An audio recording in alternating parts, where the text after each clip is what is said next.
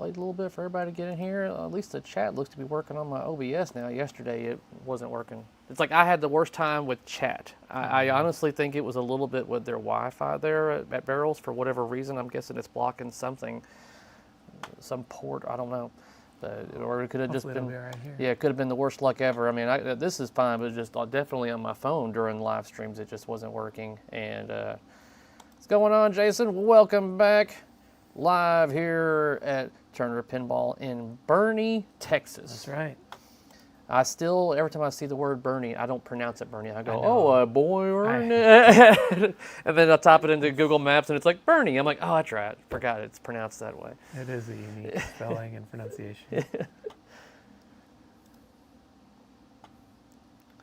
All right, let some people trail in here and they can start asking all the questions and everything, or we can just let some things rip and roll right here while we're at it. So you've got an update coming for Ninja Eclipse. Do you know when that's going to drop, or is it still in the works at this point? Whenever I update the website and put that it's actually released, we've got it out there.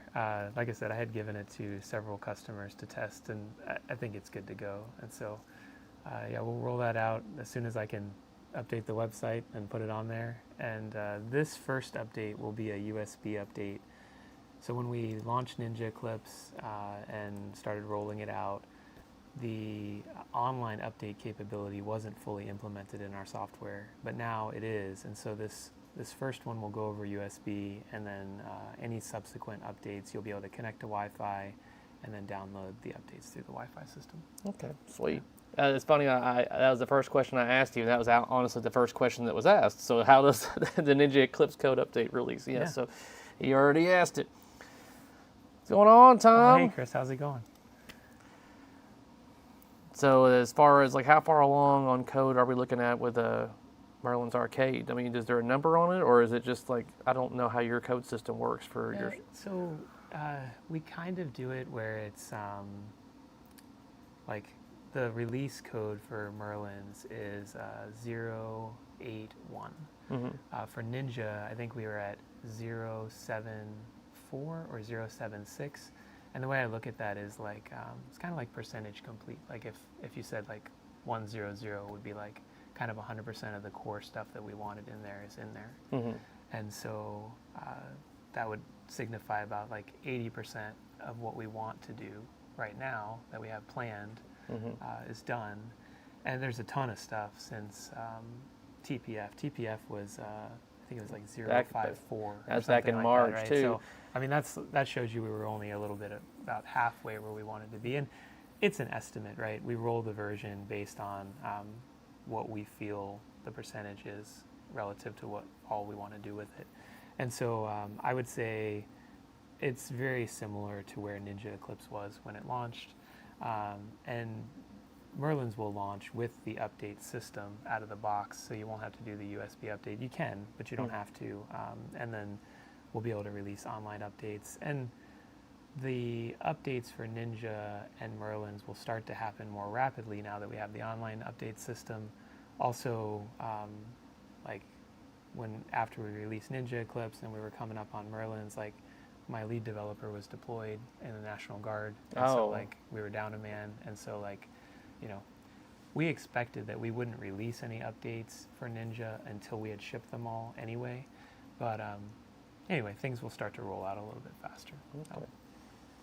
So what are some of the new features in the code update? Vanity awards, swords, ramp looks, loops completed, etc.? Yes, actually, those are a lot of things. We've got a lot of light updates, some sound updates, and then, yes, the vanity awards, general, like, improvements to the code, suggestions that we got from operators, from home users, kind of like polishing things.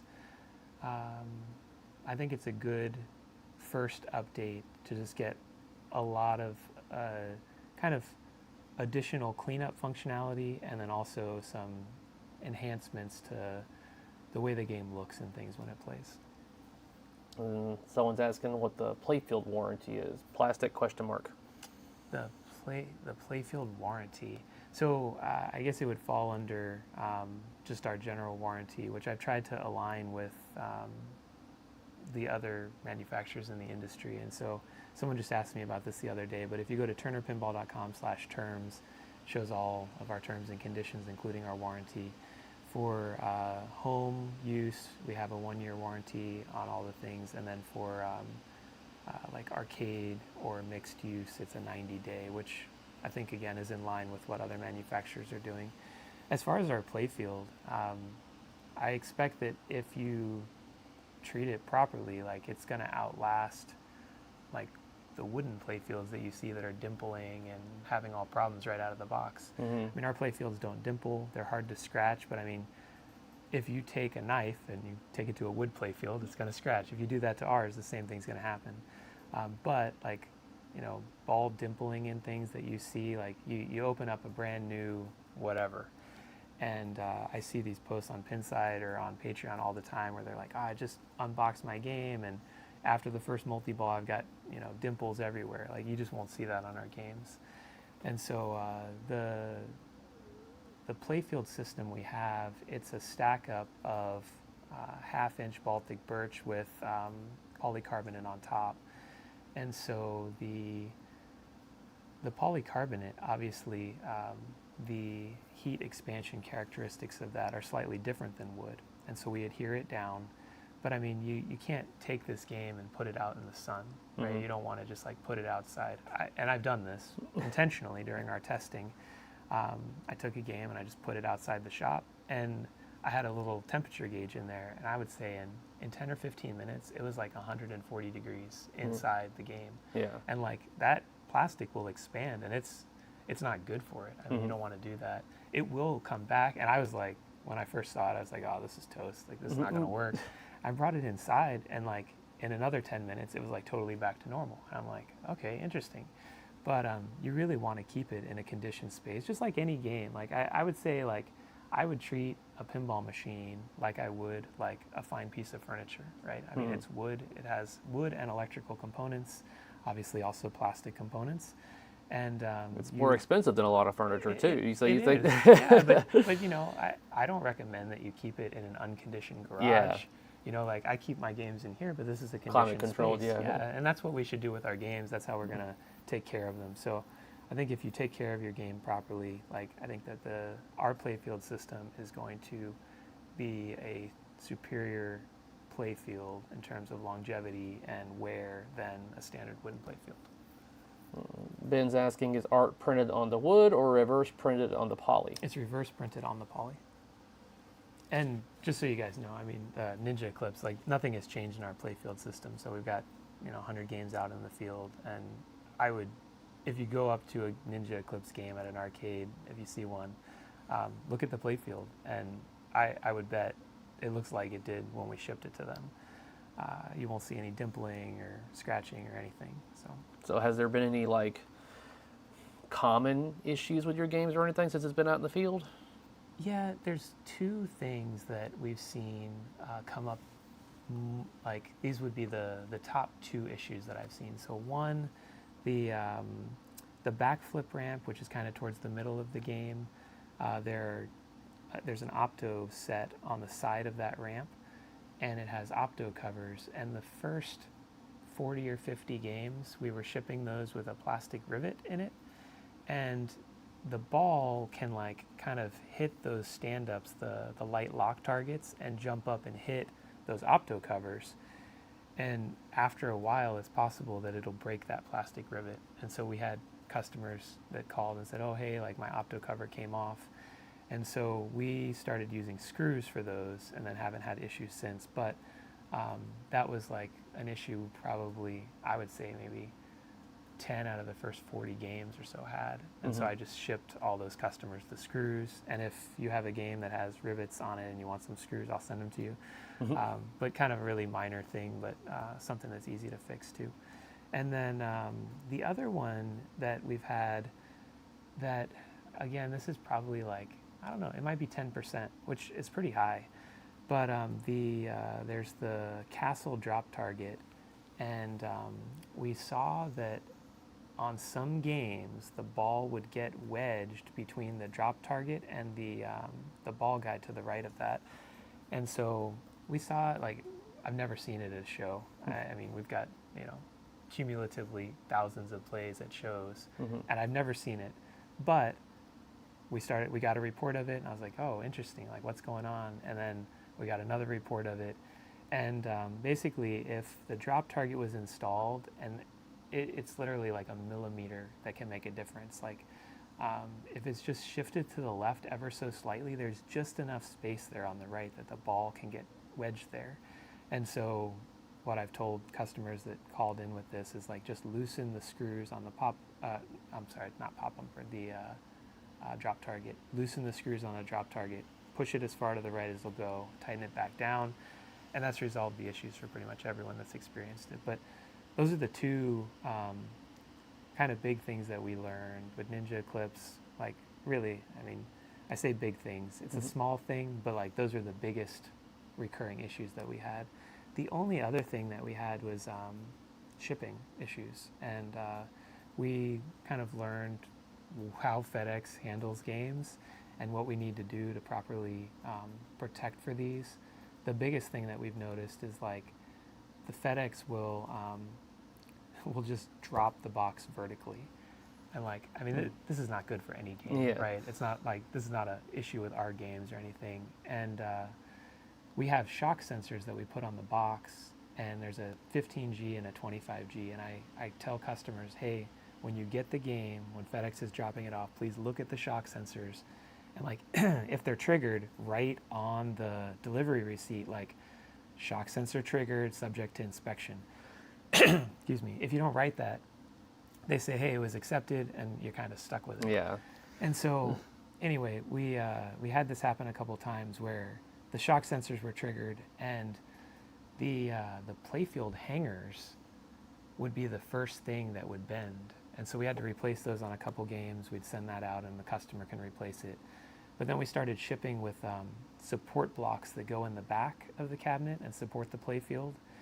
That kind of resolved that. But if FedEx slams it down so hard that both shock sensors are triggered, like it can actually bend the hinges on the back box. Yeah. And so it's like, once you get to that point, it's like, I mean, what can you do, you know? And so we've even come up with things that we could try to prevent that, but it's like, if you slam this thing down hard enough, like, it's a delicate piece of equipment. Like, you can't just slam it down. Well, they don't take care at FedEx. They just see a box and a forklift, and they just drop it down kind of thing and move on to the next one kind of stuff. Kind of.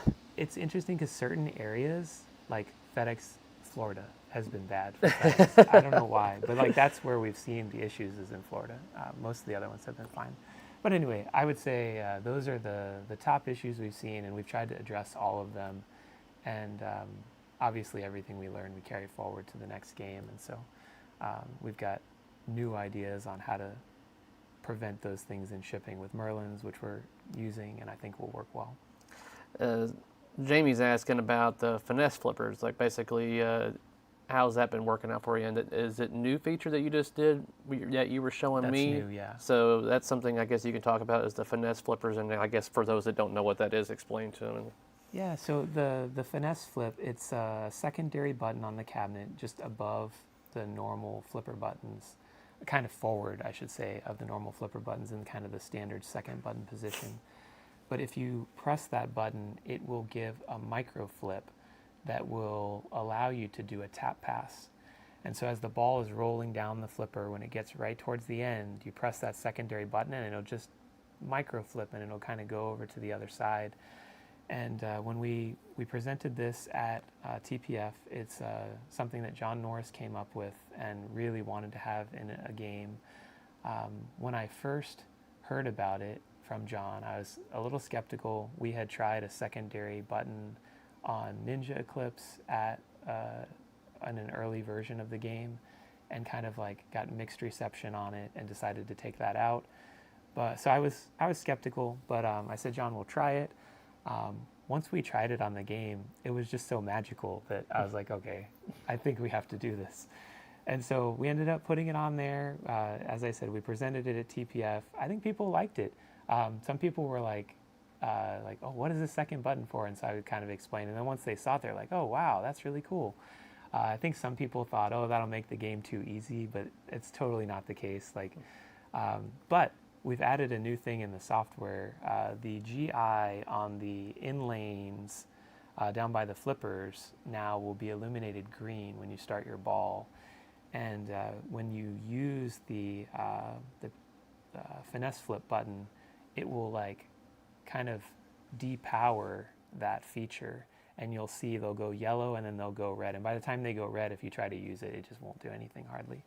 And so you can use it up and then you have to wait for it to recharge. And so there's a lot of neat things we can do with this feature, but I think that John wanted it on this game because it's important for the flow of the game to be able to get the ball to the flipper you need it to make the shot you need, because the modes are all timed, and so it's nice to be able to get the ball to the proper flipper using this feature. And I think it's great. Once you get the hang of it, I'm curious to see if like players start trying to hit that button on other games after they get used to it on Merlins.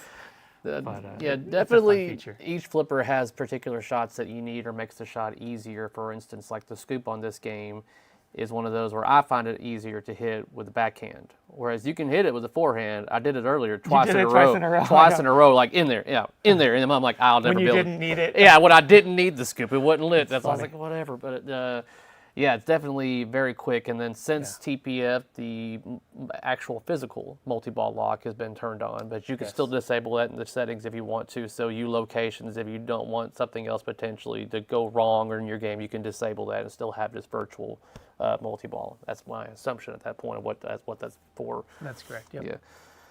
But yeah, so I think someone here was asking about, was there any guns in this game? Asking for a friend. Any guns in this game? I don't think so. Yeah.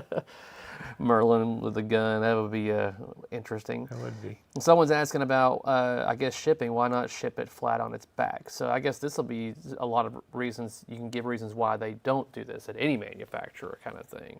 Yeah, so shipping it, like, you just take the legs off and put it down? Yeah, I'm going to assume that's what they're talking about. Well, that's the only other way I would see it feasible to ship. I don't want to do it on its side, upside down. Like, I could think of a lot of problems, like if you drop the machine when it's sitting that way, like you could potentially break like the playfield, horizontal playfield supports. Mm-hmm. Also, like the cost for shipping is going to be more because it's going to be like a bigger pallet.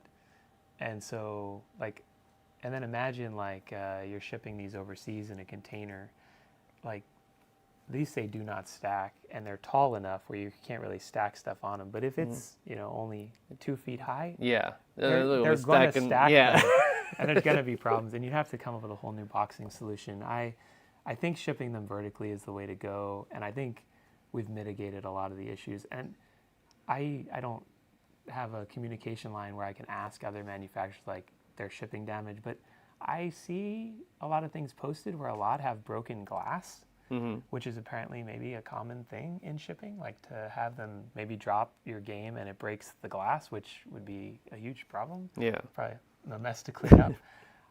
We have never had a broken glass during shipping, fortunately, and I think that it's because of our glass frame and the way it like encapsulates the glass and protects it on all sides. Mm-hmm.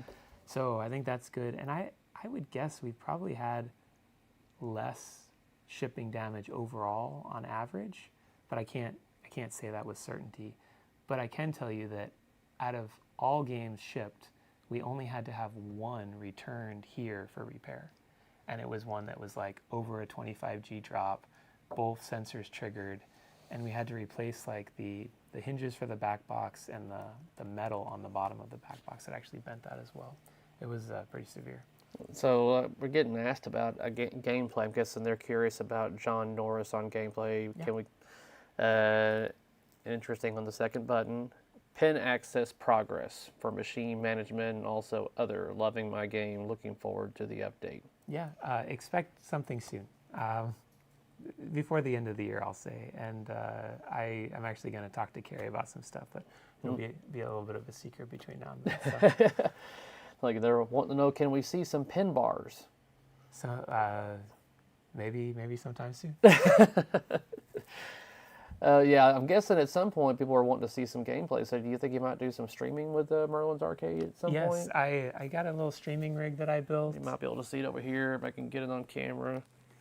He's got a streaming rig that he's got above TNA right there. Yeah, so my plan is to do more stuff on social. I mean, if you look at our Facebook page, I was just telling you earlier, I don't think I posted anything since like, I don't know. I'm trying to encourage May him or to be a something. little bit more social, guys. I know. I really need to be. But again, we're a small team and like, I'm juggling kind of all the different things that we've got going here, which is a lot of stuff. And so I end up not having time for that. And I also don't want to like just hire someone else to do social because I feel like that's like the forward-facing side of the company. Like I really need to manage that. Mm-hmm. And so anyway, I know that I need to invest more time. I'm going to try to do that. The streaming rig is one of the things.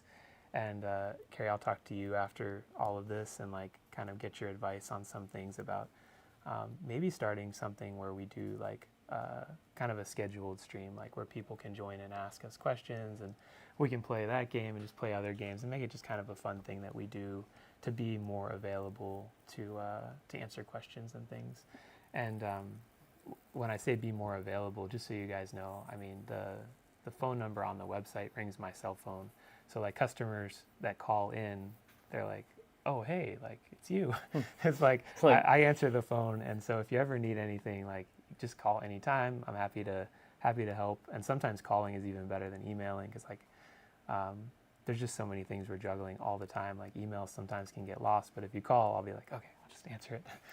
Yeah, because I think that's one of the things right now. I guess I don't want to use word. I guess we can use the word issue. Is that the only time that this game has been at a show was at TPF in March. Yep. So no one else has got their hands on it. If they Well, so it's not fully the case. So it did go to Allentown. Okay. And since Allentown, Mad Pinball has had the other game. So this is one of the TPF games, and the other TPF game is like roaming around somewhere. So Mad Pinball's got it at an arcade. I can tell you where it is, but okay. I'll have to figure it I out. didn't know they were out in the wild or anything. I guess people are wanting to see the game in action because there is Yeah. no official streaming or gameplay of it. So that's definitely something I would look forward to Yeah. you getting that done so people have a better idea of how the game shoots and explaining the rules to them and everything. Because most of the content right now is people like me or Cool Toy. I think has done some videos during TPF just kind of showing off the gameplay, but it's. Yeah, we definitely need to do that, and that's in our plan. Kind Yeah, of he like says Pat P says send it to Joel over there. yeah, actually, Zach has ordered quite a few games, and so 2 of the first 10 are going to Zach. Oh, so then So I don't know if they're intended for like one is for him for streaming. Zach, if you're watching this, reply to my email. I emailed him last week, so I'm like, hey, 2 games are ready. So it would surprise me if one of those would be for streaming to show off gameplay. I think Yeah. that would definitely help get it out there, get more people a little more interested to see how the game shoots, hear the call-outs, for sure. all that. Yeah, and a lot has changed since TPF. And that other game that's out there is like basically TPF code plus the virtual or the physical ball lock. Now there's like all the mode stacking and like tons of new light shows, and the Playfield itself has changed slightly in terms of like improving shot detection and also like shot flow. Just some minor tweaks that we made after TPF. John Norris? And, hey John, what's up? Thank you for joining. So John Norris is in the chat. So if you guys have questions specifically for John, maybe about like the Finesse flip or something, feel free to ask those as well. John, we were just talking about the Finesse flip and how cool it is and that new feature that we added with the kind of depleting and recharging of that. So I think people are really going to love it. Someone mentioned, I guess, other thing, I really want to put low reflection glass in my game, but the apron is a sticker. Can I buy a spare? Yes, actually, you can. And yeah, you just put standard glass, it's standard glass size. So get AR glass from your favorite manufacturer or vendor, and we would just send you another sticker, and then you put that on, and then you'd be good to go. The legendary edition of Merlin's all comes with AR glass in it. So Okay, yeah. So there you go. You wouldn't probably have to buy a secondary third-party glass because he's already got AR glass on it.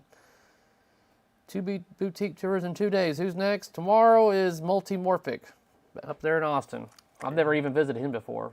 It's kind of cool. I mean, Texas is like a serious yeah, pinball place I was now. like, I'm just gonna make a loop kind of thing. Yeah. This was hit all three of them up. On all three of them, accepted the invite, and so here we are. I know that people are curious about what's going on with you because you're not posting on social media. I So, know.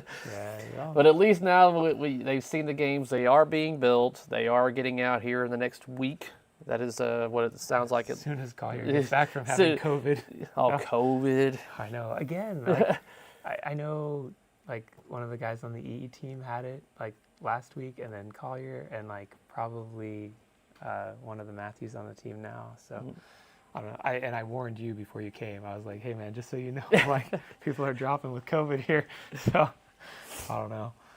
Anyway, but yeah, they're ready to go out once we finish testing and boxing. Does What's Brewing have a Merlin arcade yet? No, they don't have one down there yet. I would love for them to get one. So maybe reach out to them and then give them a little nudge. yeah.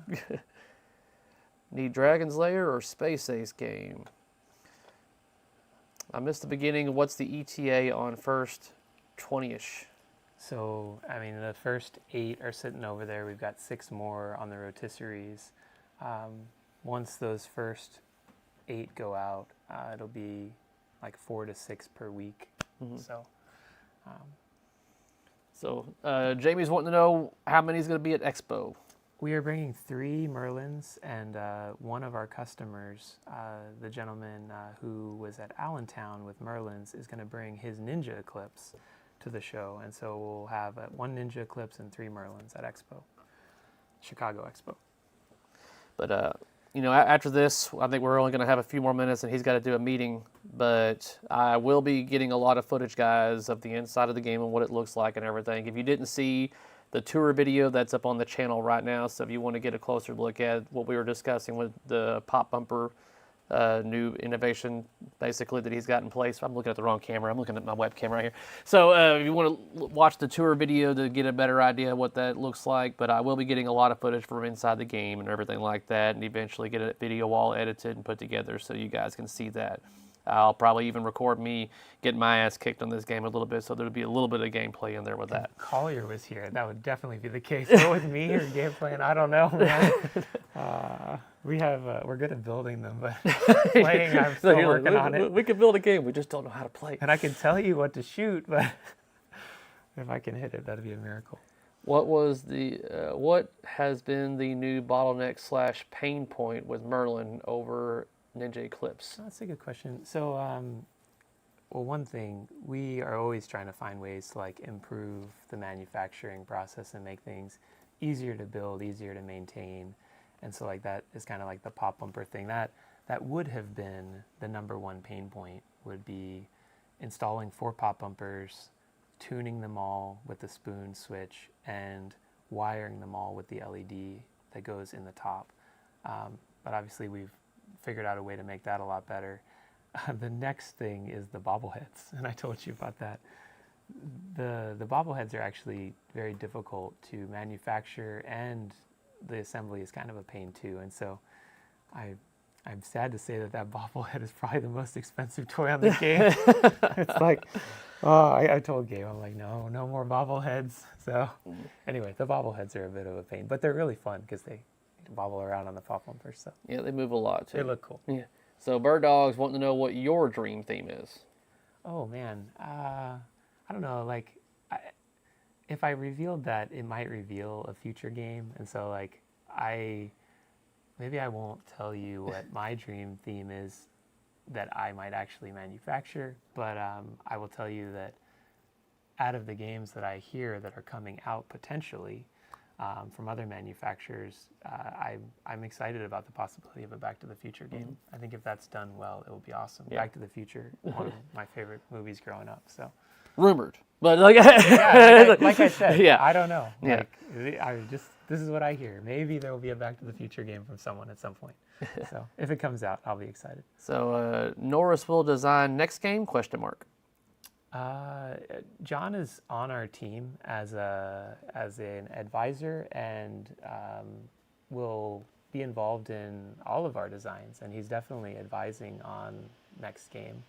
But we also have other folks that we work with that do design, and so it's probably gonna be a team effort on our games so that we can deliver a game. Like, our goal is we want to deliver a game that shoots really well and is approachable, and then also has depth for like tournament players and really kind of higher level players. So those are our goals, and I think as a team we're able to accomplish that really well. Bruno's like, I'm in with you on Back to the Future. That's awesome. Yeah, I think a lot of people are. Yeah, So, yeah. if it's done right. Yeah, that's You know, the that's the way it main is for every point game, kind of right? thing. Is like, if it's done right. Yeah. All right. Is there anything else that we can think of that needs to be mentioned, or that is there questions that you think should have been asked, or that haven't been brought up, or anything? I mean, I don't know. I mean, we've got a lot of software updates coming out, Ninja Eclipse, and then pin access stuff before too long. And then with our online update system, I think things are going to start to roll out more quickly. We'll also start doing the streaming. I'll get Carrie's advice on how we're going to do that and how to schedule it amongst all the other things that go on in pinball on kind of regular schedules. But yeah, I would say I'm looking for ways to be more available in terms of kind of social media type stuff. And I will, when I start doing it, I hope you all will join our channel and start coming onto our stream to ask questions and participate. all right.